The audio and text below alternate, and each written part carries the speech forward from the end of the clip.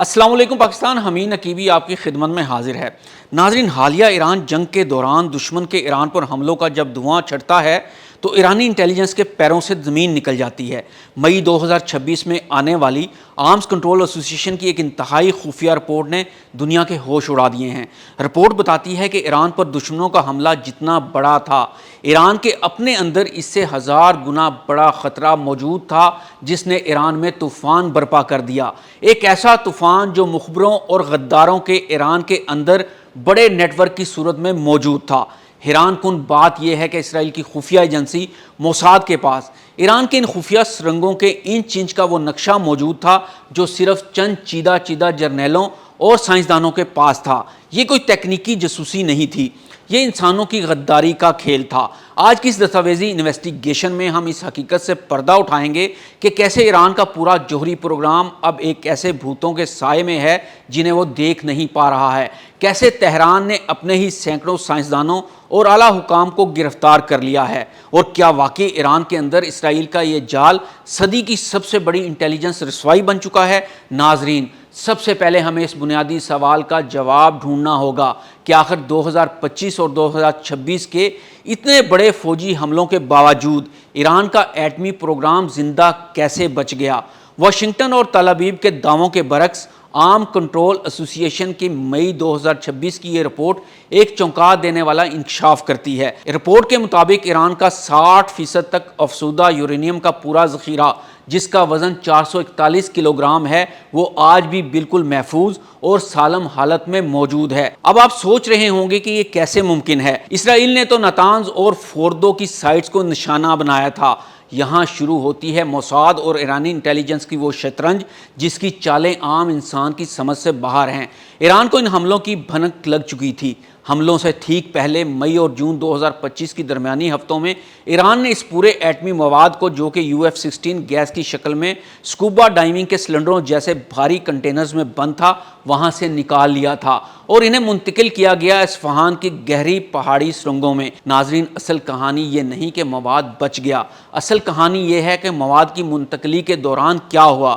جیسے ہی ایران نے اصفہان کی سرنگوں میں یہ آپریشن شروع کیا، ٹھیک اسی وقت موساد کے ہینڈلرز کے کمپیوٹر پر اس پورٹیبل مواد کی نقل و حرکت کا ایک ایک سیکنڈ کا ڈیٹا لائیو اپ ڈیٹ ہو رہا تھا۔ یہ وہ وقت تھا جب ایران انتہائی رازداری سے اپنے سب سے قیمتی اثاثہ چھپا رہا تھا، اور اسرائیل کو یہ معلوم تھا کہ کس دن، کس گھنٹے اور کس منٹ پر کون سا ٹرک کس سرنگ میں داخل ہو رہا ہے۔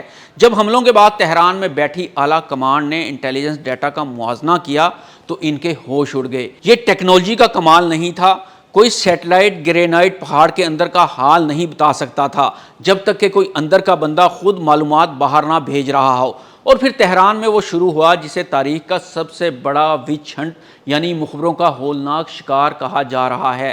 رپورٹ کے مطابق ایرانی پاسداران انقلاب اور انٹیلیجنس ایجنسیوں نے اپنے ہی نظام کے خلاف ایک بے رحم جنگ کا اعلان کر دیا۔ اب تک سینکڑوں کی تعداد میں نیوکلیئر سائنسدانوں، ملٹری انجینئرز، ایٹمی سائٹ کے سیکیورٹی گارڈز اور حتیٰ کہ وزارت دفاع کے اعلیٰ حکام کو گرفتار کیا جا چکا ہے۔ تہران کی بدنام زمانہ ایون جیل اس وقت ایران کے اپنے ہی انٹیلیجنس اور سیکیورٹی اشرافیہ سے بھری پڑی ہے۔ ان پر الزام کیا ہے؟ اسرائیل کے لیے جاسوسی، موساد کی طرف سے کروڑوں ڈالرز کی کرپٹو کرنسی اور یورپی پاسپورٹس کے عوض ایمان بیچنے کا الزام۔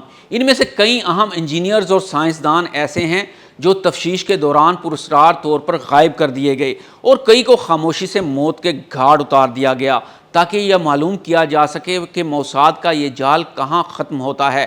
لیکن سیکیورٹی اداروں کے لیے سب سے بڑا ڈراؤنا خواب یہ ہے کہ وہ جتنے مہروں کو پکڑتے ہیں، اگلی انفارمیشن اس سے بھی زیادہ گہری جگہ سے لیک ہو جاتی ہے۔ ایران کا ایٹمی پروگرام اب ایسے جاسوسوں کے سائے میں ہے جن کے چہرے تو سامنے ہیں، لیکن ان کے دلوں میں کیا ہے یہ کوئی نہیں جانتا۔ ناظرین، آرمز کنٹرول ایسوسی ایشن کی یہ رپورٹ صرف گرفتاریوں کا احوال نہیں سناتی، بلکہ یہ دنیا کو ایک ایسے خطرے سے آگاہ کر رہی ہے جس سے پوری دنیا کا امن تباہ ہو سکتا ہے۔ اس وقت ایران کا بریک آؤٹ ٹائم کیا ہے؟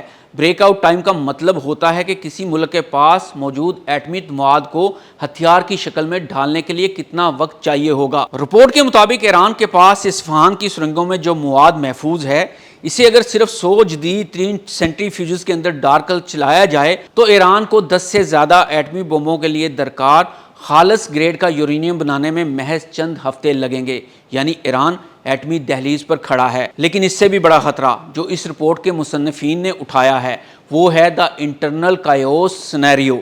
ذرا سوچئے، ایک ایسی نیوکلیئر سائٹ جہاں کام کرنے والے سائنسدانوں اور گارڈز کو یہ معلوم ہے کہ ان کا اپنا ملک ان پر شک کر رہا ہے، جہاں ہر وقت گرفتاری اور موت کا خوف ہو، وہاں کا ماحول کیسا ہوگا؟ رپورٹ خبردار کرتی ہے کہ اس شدید اندرونی خوف اور بے یقینی کا فائدہ اٹھا کر کوئی بھی مایوس یا خوفزدہ سائنسدان یا ہائی لیول گارڈ اس انتہائی قیمتی افزودہ یورینیم کے چھوٹے سے حصے کو بھی سرنگوں سے غائب کر سکتا ہے۔ ناظرین، مئی 2026 کی یہ زمینی حقائق ثابت کرتے ہیں کہ فوجی طاقت سے کسی ملک کی ٹیکنالوجی کو تو کچھ وقت کے لیے روکا جا سکتا ہے، لیکن اس کے ارادے کو نہیں روکا جا سکتا۔ ان حملوں نے ایران کے ارادے کو کمزور کرنے کی بجائے مزید پختہ کر دیا ہے۔ اب اگر زندہ رہنا ہے تو ہر حال میں ایٹمی ہتھیار کی حتمی رکاوٹ کو عبور کرنا ہی ہوگا۔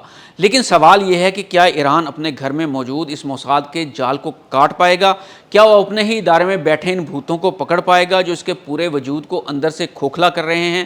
یا پھر اگلا دھماکہ کسی اسرائیلی بم کا نہیں بلکہ ایران کے اپنے ہی کسی اندرونی غدار کا ہوگا؟ آرمز کنٹرول ایسوسی ایشن کی یہ رپورٹ ایک واضح وارننگ ہے۔ اب دیکھنا یہ باقی ہے کہ مشرق وسطیٰ کی یہ انٹیلیجنس جنگ دنیا کو کس رخ پر لے جاتی ہے۔ آپ کے خیال میں کیا ایران اپنے نیوکلیئر پروگرام کو موساد کی اس زیر زمین جال سے بچا پائے گا؟ اپنی رائے نیچے کمنٹ سیکشن میں ضرور دیں۔ حمید نقیبی کو اجازت دیجیے۔ اللہ حافظ۔